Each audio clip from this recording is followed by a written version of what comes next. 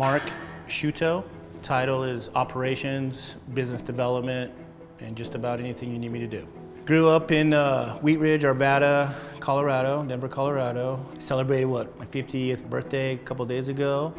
Started when I was about 19 years old in the industry, so that was about 89, 90 roughly. Started as a technician for a company called Rocky Mountain Catastrophe. Worked as a technician for 10 years plus.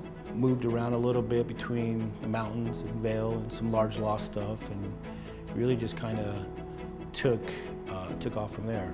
My fondest memories, I would say, would have to be times I had with fellow technicians. Not only going out, but working 12, 16, 24-hour days. But when we got back to the office, it was like a brotherhood. We all got to hang out, do things together.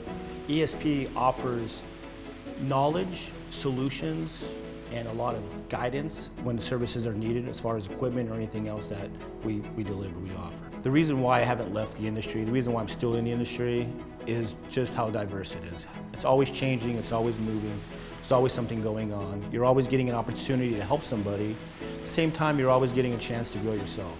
Always accept a challenge, always be open to something new, always be open to an opportunity, and never sell yourself short.